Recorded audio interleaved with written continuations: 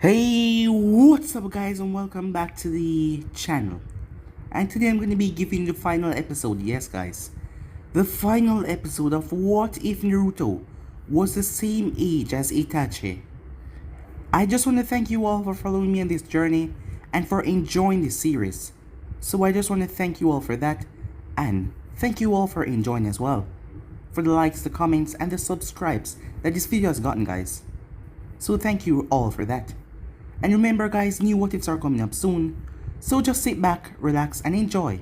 I also posted a new what if yesterday, what if Naruto was a direct descendant of this sage. So you guys can go ahead and check out that as well guys. And yeah, without further ado, and also go ahead and enjoy Unmaking 3 guys. I'll be leaving a link at the top of the description for you guys to enjoy, so go over there and subscribe. So yeah, without further ado, what do you say begin this new episode? Begin the intro.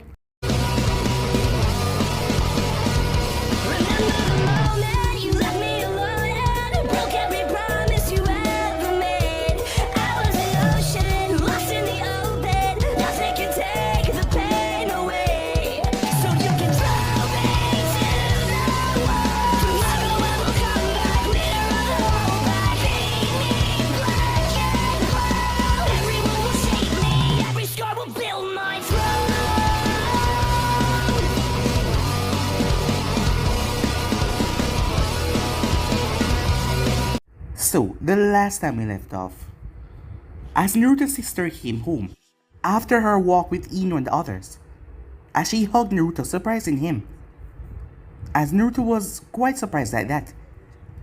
But she did not know how long a hug was supposed to stay, but he told her that he would tell her. As time passed, as Naruto was alerted that one of the underground base sensors went off. So with that, he put everything into motion as envoys went down there. Danzo was down there waiting with a few others as they were quickly dispatched. Meanwhile that was going on though, the village, someone was walking in a black cloak, as the ninjas started to target the person seeing them, being all shady. As things quickly escalated as the man removed his hood, claiming to be a god. As Danzo was able to escape when the massive explosion went off, as Naruto made his way up there, as the Akatsuki was attacking the village. The masked man then arrived and kidnapped a girl, a kunoichi. As Naruto was not frightened, as he calmed himself. The village had powerful ninjas Tsunade, Jiraiya, Kakashi, Guy, all of them were there. They could handle this threat, as he knew that the masked man wanted him especially, and he was going to deal with him. After all, he spoke to his father. So with that, Naruto flashed towards the man, making his way there, as the both of them started to fight. Meanwhile, Jiraiya was furious as he tried to speak to Nagato and Konan, as they were claiming to be gods, while Nagato was. As this was Yaiko, he remembered that face, but he could not tell where Nagato was. But those eyes belonged to Nagato, Jiraiya and Kakashi. As Guy, all of them started to take on the paths of pain, as Naruto was clashing with the masked man, as he called himself Tobi, as Naruto kept a Rasengan right in his chest, forcing the man to move away. White Zetsus filled the air, but Naruto slaughtered all of them, as Tobi was in a rather cheerful mood. Itachi then arrived, as Itachi acted like he was going to fight Naruto before he planted a sword right through Tobi. As Tobi simply slid off the sword, it went right through him. As the both of them were here now, Itachi seeming to be on Naruto's side to take down the masked man. So yeah guys, so it's basically as we left off. You guys can switch across the page and check it out for yourself. So what do you say begin this new, well, final episode? The tension of the standoff seemed to lock everyone's feet in place. It shattered though, when the robot path and the animal path bolted off in different directions. Kakashi quickly went after the robot path, knowing that with his missiles he could create a lot of damage to the village. He didn't know what the other one could do or if it was worse, but he would always take the one that he saw the worst variable.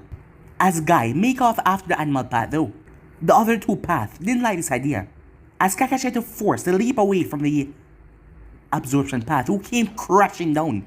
Kakashi did not know if the man could absorb chakra from people like he could do from techniques, and he didn't really want to find out. After all, he wasn't much of an endurance fighter, and the Sharingan was already eaten into his reserves. Likewise, Guy suddenly found himself engrossed in a fight with the revival path, the fierce man using his strength to power through Guy's skill. They were fast, Kakashi's Sharingan spin wildly as he tried to trap the absorption path movement. In taijutsu alone, they were evenly matched. But of course, if Kakashi only had one trick, he would have died a long time ago. As he diverted that punch to the side, using the same hand, he shot his arm forward. It took a lot out of him to get his lightning blade going that fast, and it showed. But it was still too slow. The path leaned back, as the thing sliced through his robes. As he retaliated to grab Kakashi's hand, but Kakashi jumped back.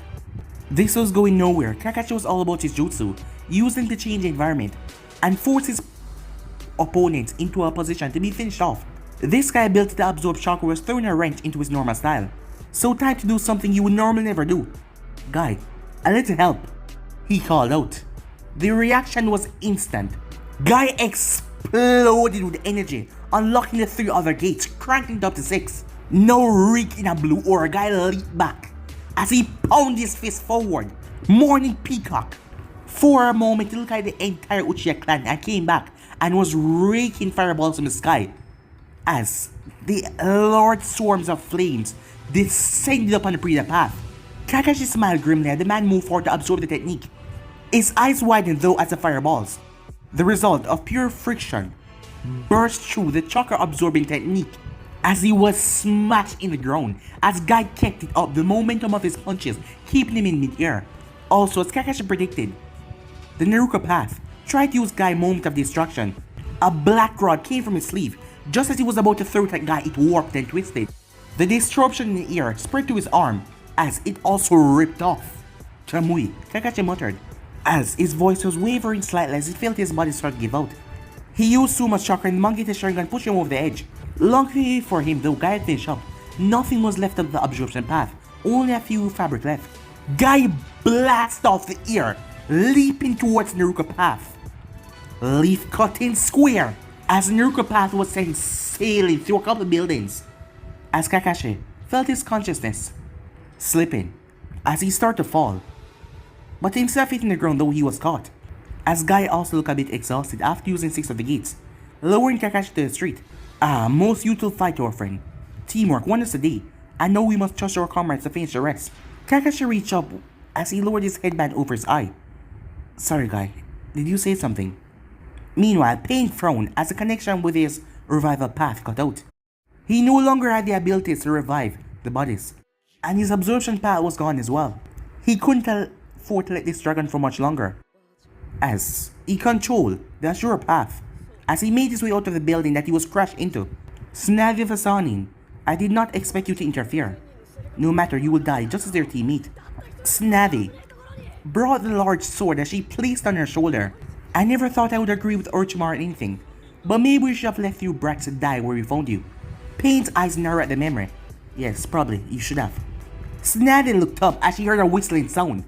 Black canister dropped to the ground as they exploded. That was too much for Kamabunta, and the abused toad finally returned to Mount Biamboku to recover, as Snavi found herself unharmed as the boss Tonto vanished with him. Suddenly, Pain was in front of her. She tried to backhand him, but he twists, a black rod slipping right into his palm to impale her. You are slow, Slug Sanin. Retirement has done you no favors. Snavi launched at the man, but he moved out of the path of deadly blow. But she pivoted and swung her leg low to break off his legs. But she was stopped by a wall of force as her body was sent sailing into a building.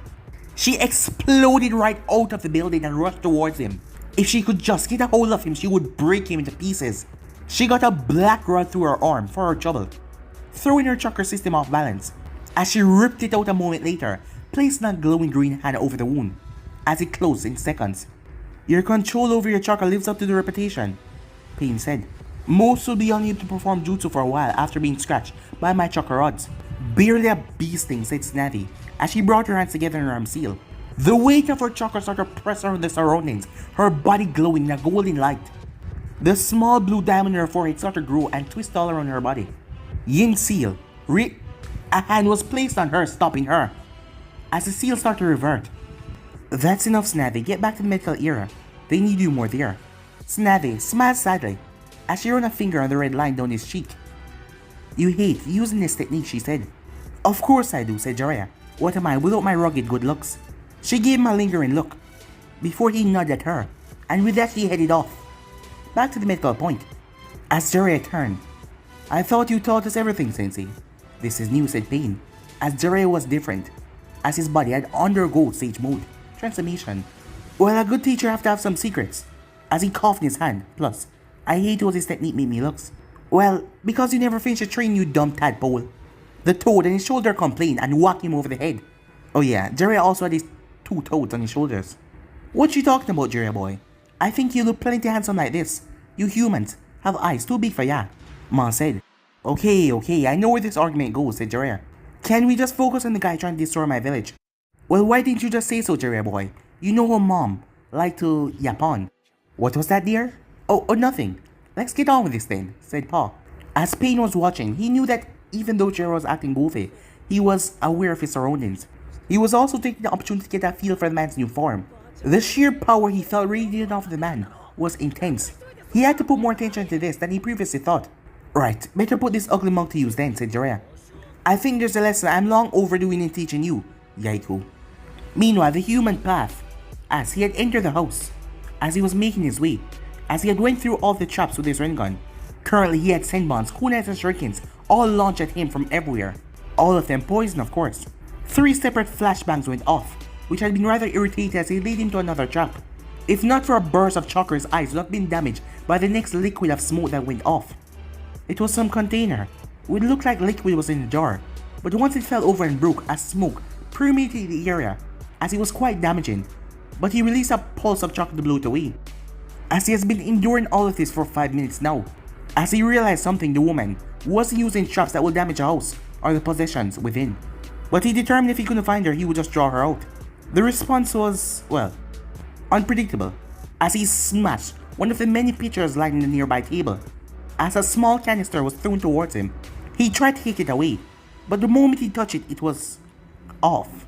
The thing exploded, as his cloak was damaged and burned at the front. His ears were ringing. There wasn't much left of the room that he was occupying. It seems that the message was clear. She would destroy the house before she was drawn out. The human path face twisted into a grimace. He can play that game as well. A mental command was all it took, as the azure path rained explosive on the house. One of the walls behind him groaned before collapsing inwards, as the path made his way towards the debris to find his target. Meanwhile, tears of blood ran down Itachi's cheek as he stood at the center of the clearing. Black flames littered the grass, burning intensely, but they were not spreading. You do it alright there, Itachi-kun, Madara called out. To Itachi's point of view, he was a bossy black figure with an orange head. Itachi did not answer though, his mind working tirelessly to find out a weakness. He had long enough to work out his ability while in Akatsuki, but despite knowing that his technique had a 5-minute clock, he had no way to, well, outlast it. Naruto's attack was, and plan was good.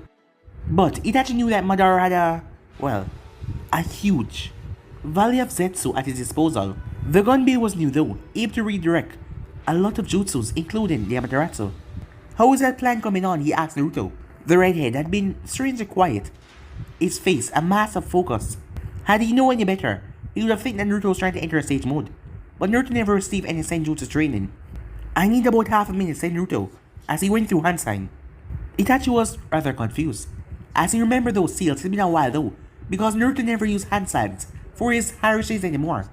But if there was anyone that he just knew, then I believe I have one last thing to try. Itachi already regretted this, but it may be the only thing that will work on Madara, space-time technique. It started slow, a swirl of red chakra on his feet, but Madara noticed. Finally pulling out all the stops, Itachi. It's about time. As the chakra grew, skeletons came into place, formed around Itachi. Muscle wrapped around bone, forming armor, as Susanoo stood tall. The sword of Totsuka blazed the life in his right hand. But will it be enough? Itachi stepped forward, his sword sliced through the air towards Madara.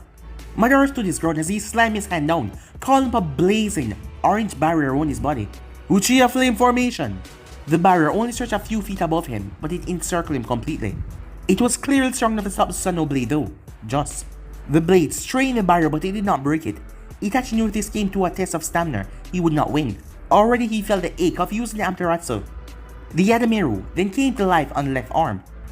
The reflected mirror lived up to his name, shattering and displacing the chakra, as Madara had to reel back, as Itachi used the opportunity to launch forward again, as he stabbed the man with the blade.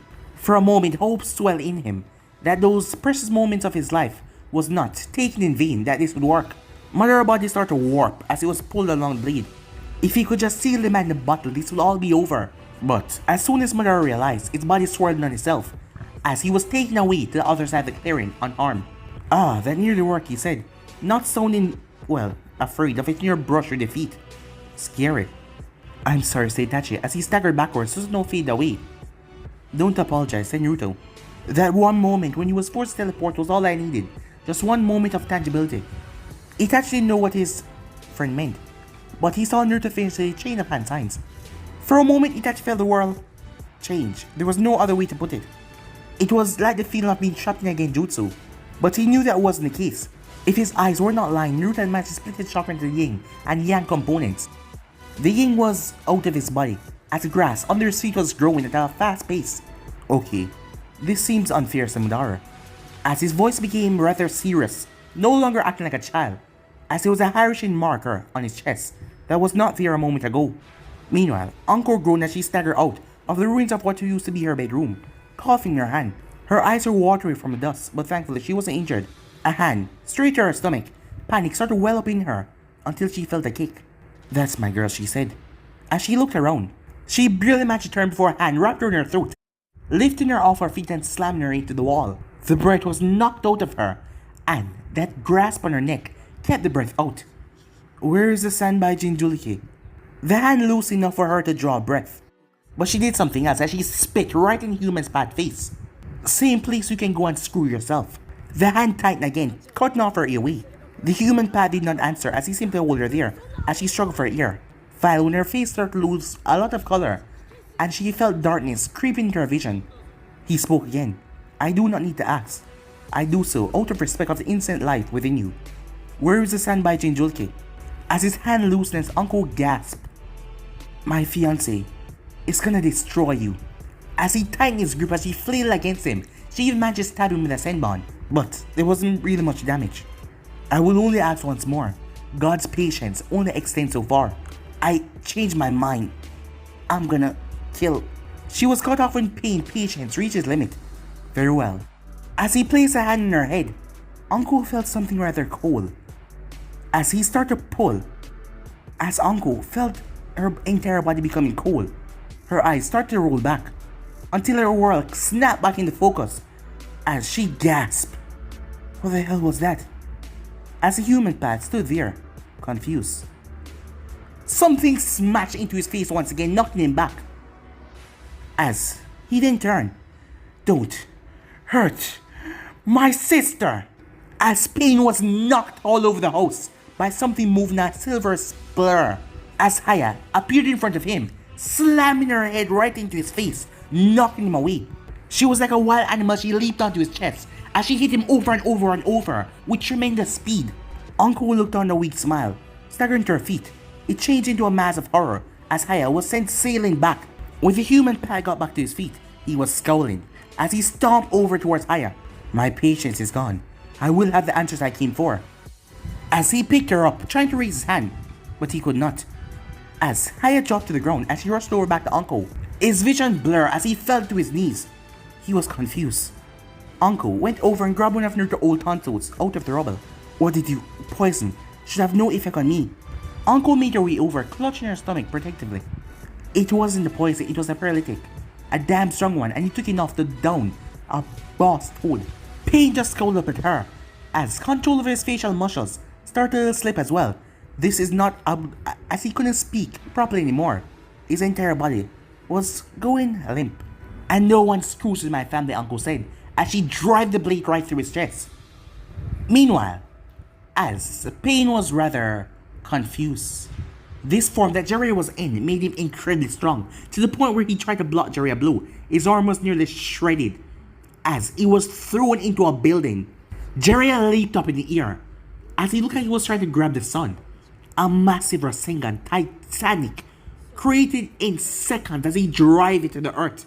There was no room to dodge. The Rasengan encompassed the entire marketplace. He raised his hand and showed off his power. A quick mental command as the Azure Path made his way to attack Jiraiya. But the two toads, as Jiraiya tilted his body a bit, oil, and fire blew towards the robot path. The Azure path didn't stand a chance, as the thing was roasted in mid-air, as the Rasengan had went unstable because of the attack. Pain couldn't use the almighty push anymore, well, for a few seconds. So he had to block the attack in the original way. He was no worse to wear when it was over, but his cloak was in tatters. As he was tearing it off so it wouldn't restrict his mobility, Jiraiya exploded out of the dust. A rod slipped right in Pain's hands as he leaned forward to impale Jiraiya on his own momentum. Jiraiya dodged first, but another one slipped out of Pain's sleeve. Jiraiya put his hand away. Against a lesser weapon, his skin might have been powerful enough to stop it, but whatever this was that Pain was using, it was a lot stronger than anything else, as it teared right through Jiraiya's palm, as the two told surprise on his shoulders. As Jiraiya held his own though, as he looked at the Pain in front of him. Nagato, what have you done? As Tendo looked at him. That form of yours is truly impressive, Sensei, for all the glee that you have. However, as he brought his other hand up to impale Jiraiya, but Jiraiya slapped it aside. I already told you, there is only pain. He kicked forward, and despite Jiraiya being flexible, there was only so much you can do when both your hands were speared in one place. As Jiraiya was sent skidded back, but he came to a stop as he ripped the rod out of his palm. I will stop you, Nagato, and I will get a straight answer out of you for all of this. I know that you will try, Sensei. Meanwhile, well, Toby said, pulling at the front of his robes, where the Harishing marker refused to go away. As much as I'm interested to know how you accomplished this feat of impossibility, an application of pure yin chakra, said Itachi, sounding impressed despite himself. A ninjutsu variation on the Kurama's clan Tekigenkai, to place an illusion, Harishing marker, and forced it into a monicum of reality. Fascinating. Naruto gave him a sideways looks as he shrugged.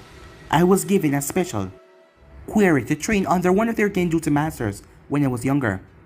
Being the heir to one of the most powerful clans in the village had its, well, benefits. He glanced at Naruto. Does it function as a normal marker? And where did you even get the idea? I had the pleasure of meeting the Kurama heir, Yakumo.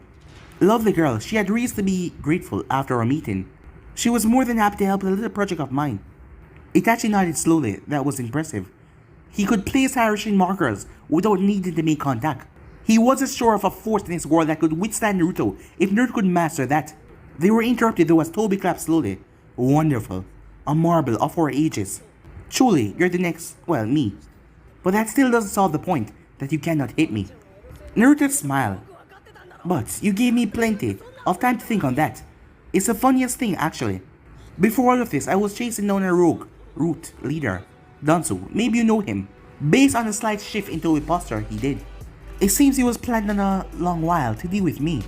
Well, more specifically, my father. And by extension, the second Hokage's technique.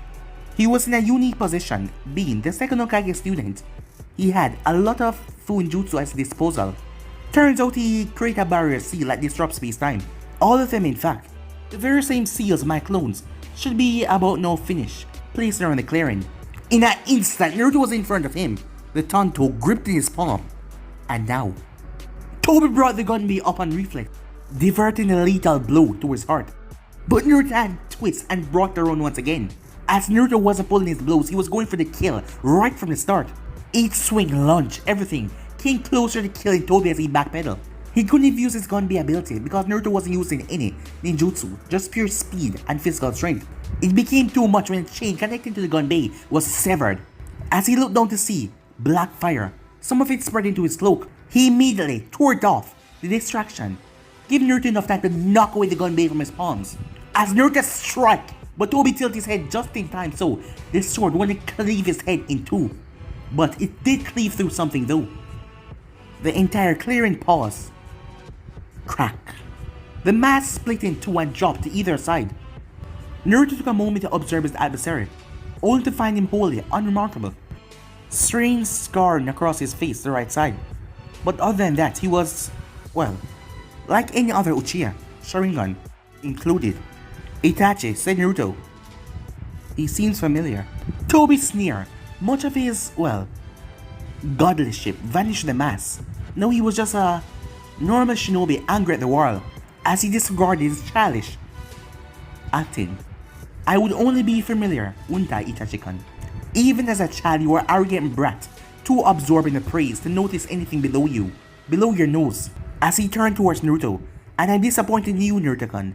Or should I call you Hokage-sama? You know, I once changed your diapers. Look what you grew into though. You're doing the same cycle that once destroyed your entire family. Not all of it, said Naruto. I heal, made a new family, accepted my loss and moved on. If you knew me as a child, then... Realization smashed into Naruto, a friendly face in orange goggles that he thought was so cool. Oh, Obito? Toby scowled. Oh no, Obito Uchiha died a long time ago. Crushed under a rock and left for dead by the people he thought was his friends. He died again when his friend shoved his arm through the woman that he loved. He died again when the village that he loved and protected forgot about him. Just another stupid name on a shiny rock. I am a legacy decades in the making, and I will bring this entire, corrupt, broken world down his head. You're even more insane than I thought, said Itachi. Maybe, Obito said.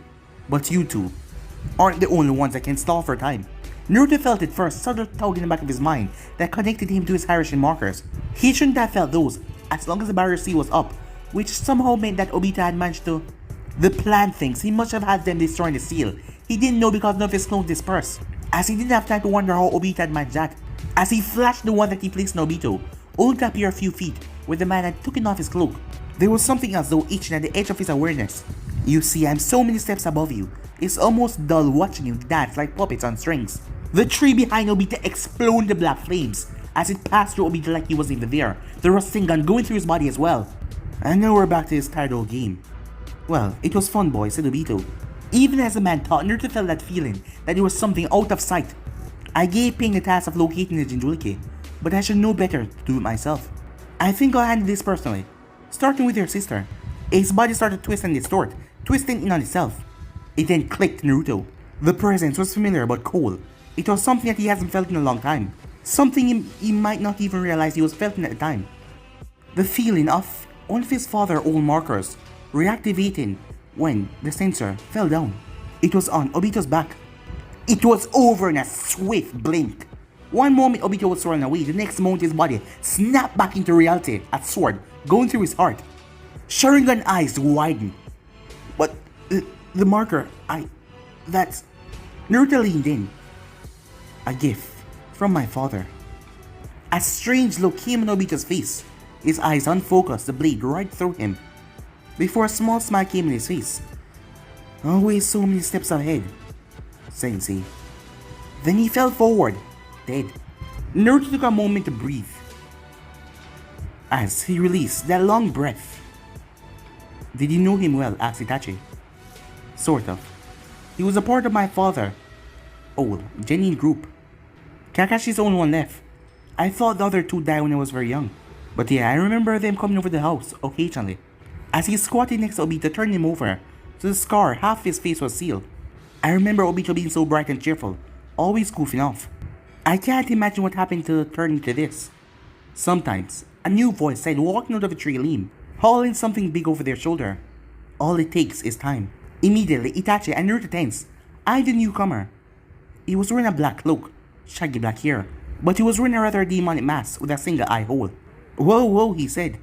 As he dropped the bundle to the ground, it was a person. As he put his hands up, slow to take it off. I'm gone for all these years, he says. He removed the mask slowly. And this the welcome I get, he said. Meanwhile, Pain was furious as he was once again smashed in a building. As Jiraiya was laying the beat down on him. As there was an invisible force, just like his almighty push that was slamming into him, even when Jiraiya attacks did not hit him. This is far enough! As he released an almighty push that blew Jiraiya away, creating a sizable crater. No one else shall stand in the path of God. I will make the world realize without pain there is no understanding. Without pain there can be no peace. I will make this world no pain.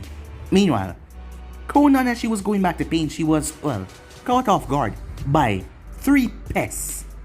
Clearly she has been marked, as they were coming after her relentlessly. But they were just 3 kids. One of them, if she was not mistaken, the younger brother of Itachi, as this boy was the one keeping track of her, using the Sharingan to predict her movements, and giving instruction to his teammates. The pink hair one, and how she regretted thinking that was a ridiculous look for a Akunoichi, was tasked with hammering her in with tremendous brute force. A single punch had obliterated the wall into pieces.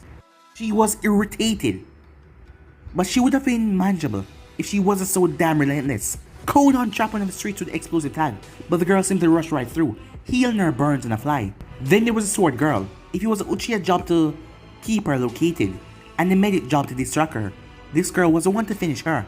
The fact that she could follow Conan in the air by stepping off the air itself had surprised Conan a lot, as her wind-shrouded blade nearly finds its mark. That wasn't the extent of it either. The girl could also create invisible wind blades, send them at Conan. As Conan swooped low, avoiding little monsters, the sheets of paper that peel off her body created a throne that rushed forward in her place. The Uchiha had already seen through this once by tracking her chakra signature, so she dispersed into small papers all around. As she melted her body alongside the building, even sensors couldn't find her when she looked like this. Her chakra was diffused. Sure enough, the purple hair girl swept past her, going after the clone, as it would be a nasty trap waiting for her. The inside of it was lined with explosive tags that could obliterate anyone. Just to make sure, she sent a flock of her cranes after Uchiha to make sure he was distracted. She reformed a moment later when the trio had moved on. They were relentless, beyond disbelief. Having trouble, going on near the jump, but it was her experience of pain appearing out of nowhere that made her just turn around. They are mere children. The animal path looked at her, as he was in the mode of his chameleon summon. That is why he was able to sneak up on her. So were we, once. Were we really? She asked. But pain did not humor her, its eyes tracking the three of shinobi. The Kyuubi Jinjulki has trained his students well. There are many powerful shinobis in this village. Too many, Conan said with disbelief. She has never seen any that was a match for Nagato. No one can defeat God, he said. But it's time to end this. Search on the individual Jinjulki has become indetendable. If needs be, we will search out the beasts in person. You mean... It was already too late as the animal path slammed his hand on the ground, as he reappeared on the outskirts of the village outside the wall. As Conan saw a lone figure rise up in the sky, this world shall know pain. The animal path slumped over. Meanwhile, I'm gonna let you explain this one. It's a genjutsu, right? Said Naruto as he looked towards Itachi. That hurts, said Shisui, right here as he poked his chest, as Itachi seemed just as stunned. If it is, whoever cast it knows Shisui as just as we did. Good enough for me, said Naruto, as he rushed across the clearing. Shisui, he said, as he hugged his friend. As he stepped back. What the hell, says Shisui as Naruto punched him right in the face. We should be asking you that, you idiot. Where the hell were you? We thought you were dead. I'm more curious why you chose now to return, said Itachi, as he made his way up to the pier. As he hugged his friend. Well, long story about that, and for all intents purposes, you did actually see me die. Kodemasu Kami, said Itachi. Yeah, actually. But why the charade? Didn't you trust us? Naruto asked, sounding a bit betrayed. You can thank him for that, as he kicked the bundle at his feet, as he rolled over to show Danzo, blood leaking from the bandage where his eye once was. Where the stolen eye once was. Oh good, I thought you would get away in all this mess, said Naruto. Yeah, well, that's me, said Shisui. Always clean up your messes. But since you became Hokage, I assume that you know all the mess with Uchiha. As he looked towards Naruto, Naruto nodded grimly as he glanced across at Itachi, who refused to meet his gaze. Well, we were both caught up in the middle of that. The old man wanted to settle things peacefully, but Fukaku wasn't having it. Danzo, on the other hand, he saw a better way of settling everything. My eyes. I refused. Something like that wouldn't actually help anything. It would be like putting a plaster over a stab wound. A temporary fix at best. Itachi put together. He tried to take your eye by force. Yeah, he blindsided me and tried to get one before I get away. I couldn't allow him to get the other. So you faked your death, said Naruto. We're the only witnesses that had political protection from Danzo's schemes. And we had to believe that it was real. Because if Danzo had access to that technique, we wouldn't know what we might have told him. For what it worth, I really am sorry. But what have you been doing all this time, asked Itachi. Waiting, he said. I got really good at the whole hermit thing as well. But then somebody, as he glanced towards Naruto, had to get embroiled in a war. I figured I put myself to use and clean up, before you could actually put your foot deep into it. You know, I never was able to work out why there was stone troops pulled out of the grass without any explanation. Then I got word down the grapevine that something went on in Konoha, said Shisui. Only to find out that Danzo is enemy number 1. I was camped out on the border, worried to catch a bastard. As I reached to the satchel at his waist, pulled out a small jar that had green liquid, as he was assuring an eye inside. I don't suppose you guys know a good eye doctor. At least 3 actually. I'll put in a word when all this is over and you can finally come back home, said Naruto. Naruto, I don't think I can come back just yet. I just started to realize what a difference I can make out there. It's amazing how much you can do when everyone thinks you're dead. And it seems like I've caught a traveler's bug. Don't get me wrong, I'll definitely come back one day. Can't leave cause Sasuke to rebuild the clan on his own. Just not yet. Naruto released a breath. I understand, he said. I'm afraid the situation's a bit more cut and dry for me. Like Shisui, my work isn't done, said Itachi. The disease isn't debilitating yet, and there's a lot I have to do. Few more members of the Akatsuki left to hunt down. Do you know how long you have? Asked Naruto. 3 years if I don't exert myself. Again, Naruto nodded, unsure with the prospect of how to feel when losing his two best friends over again. Just remember to ask for help when you need it. Of course, Itachi said, when one of his smallest smiles. That is what teammates are for, are they not? So I suppose the only thing left to do is to deal with this clown, Shisui said, as he kicked Danzo. And if you need anything, just tell the interrogators. Take a look at his right arm. I think that would be enough, well, reason. Itachi then turned Naruto. As Naruto turned around to see someone floating above the village. Oh, I never did get to congratulate. He was gone. Shisui sighed. He's gotten worse, hasn't he? As Itachi smiled softly. Meanwhile, Pain had a good view as he rose over the village. In that moment, all this would be gone, obliterated under a singular power. The Jinchuriki would die or not. It made no difference to him. Either way, they would be far easier to capture. The Bijus are brutes, mindless slaves to their baser instincts. It will be child's play to get them and feed their energy to the Gedo statue. This will be the start to the world of peace. The first major step for them to truly understand. They will know fear, they will know sorrow, and most importantly, Konoha shall know pain. Almighty. Funny. Pain never saw it coming. One moment he felt the power building up inside of him, ready to be unleashed. The next he felt something smash into his back without mercy as his body was hurled towards the ground. As Naruto bounced on the bastardized version of Fu's technique, watching Pain smash into the earth. Then he let himself drop. I was thinking something similar, he finished his sentence. As Naruto flashed back down to the ground. We met once before, but as a guest of the village, I believe I should give you a proper welcome. As Pain raised his hand, but Naruto was already gone. Naruto was right beside him, to a Hiroshi marker that he placed all those months ago when they first met. Welcome to Konoha. I am Naruto Namikaze, the 5th Hokage. And here's the tour. As he grabbed the man by his cloak. All the birds could follow for what happened after there. As Naruto disappeared hundreds of times over the village in red flashes. And every single flash, Pain got a brutal hit, a punch or a kick. They reappeared where they started. Pain was embedded into the ground. A Rasengan in Naruto's hands. Piss off, said Naruto as he drilled the Rasengan down, ripping right through the man's body. As Naruto panted, the day's events finally caught up to him. It was rare that he performed that much teleportation in a couple of seconds. Jeez kid, overkill much. Jiraiya commented as he walked over in his sage mode. Well, when I come back from my own fight to realize someone has clung on this long, in the middle of my goddamn village, I'm not gonna treat them in a light touch. Jiraiya nodded grimly, as he moved forward to close Nagato's eyes. Probably for the best, I'm not sure there's such thing as overkill for this one. You knew him. I thought I did a long time ago. But it's not over yet, these were just puppets. I still have to deal with their true leader. Need some help. I still have some energy left in the tank. Thanks kid, but some things a teacher need to do. Jiraiya pulled one of Pain many piercings out. Yeah, I can understand that. Jiraiya stabbed himself. As Naruto winks a bit. So being a sage, make you some kind of sensor. Oh, so now you're curious about Senjutsu, said Jiraiya. Naruto shrugged as Jiraiya sprinted off towards a random direction. As Naruto leaped to a nearby rooftop to look over the damage. It wasn't as bad as he feared, but a lot of Genin team will be pulling a lot of the rank missions. As he saw shinobis flittering about, getting a better read on the situation. Konoha has survived worse. There was still a lot to do though, as Naruto gulped as he thought about the paperwork. As he had his family to go find as well, but he wasn't too worried about that front. Uncle, even pregnant, she could take care of herself. Yeah, Konoha will be just fine, and so would they.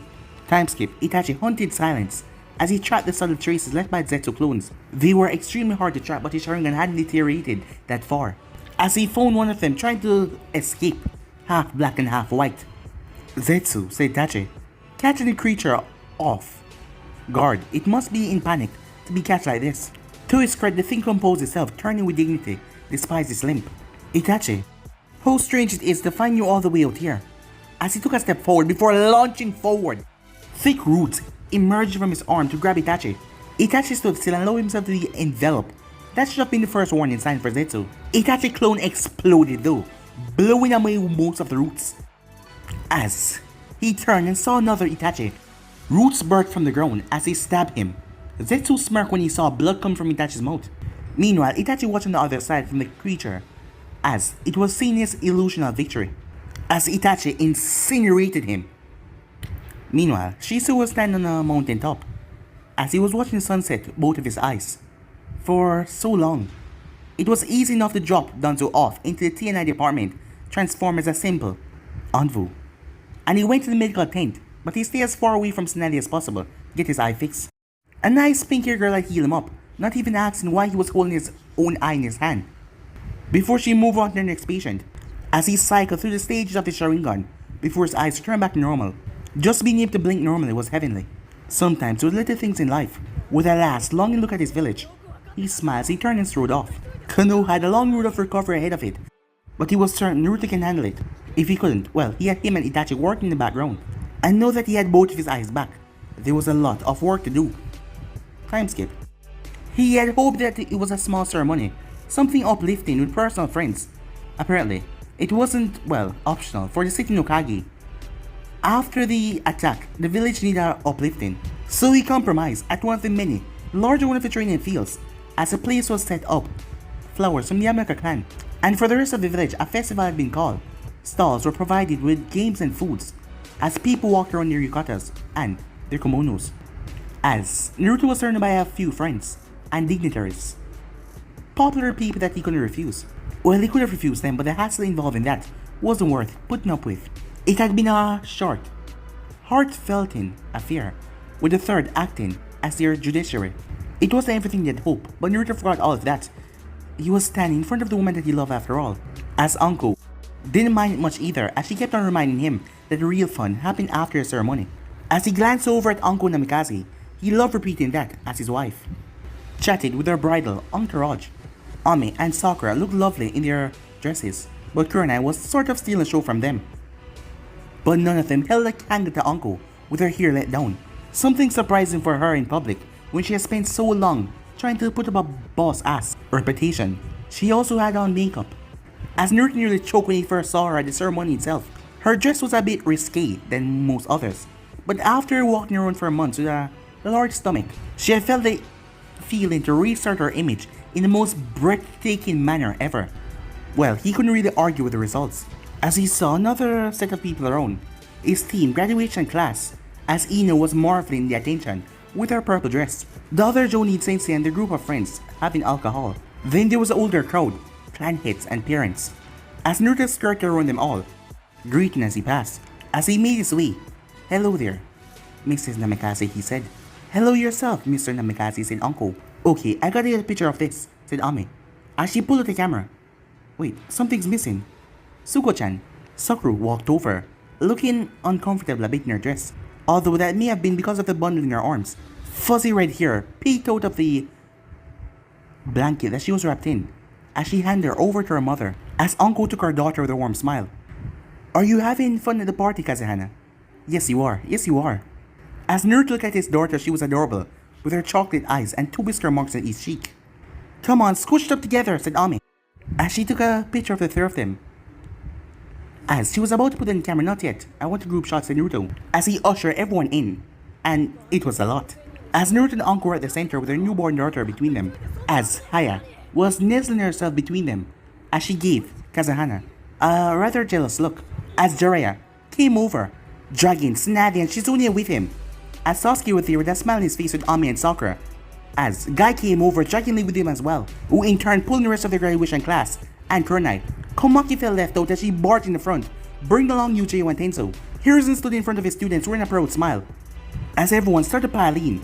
Even Ensui had shown up for his well-deserved retirement. That was something great. By the end of it, Naruto and Anko looked squished together. "Why the hell am I taking a picture of Asuma Grumble from in front of them all?" "Because we want to see people in the photo, not just a cloud of smoke," said Anko, as the group grinned and laughed. That was how they was caught by the picture, laughing, a happy group and family, a village, as the place was peaceful and wonderful. And yeah guys, this is where this series finally come to an end. I really hope that you guys enjoyed this, and just want to thank you again for following me in this journey. And remember guys, stay tuned because new series are coming out. And yeah, thank you all for helping your support, but I'm off now. See you guys soon. Peace.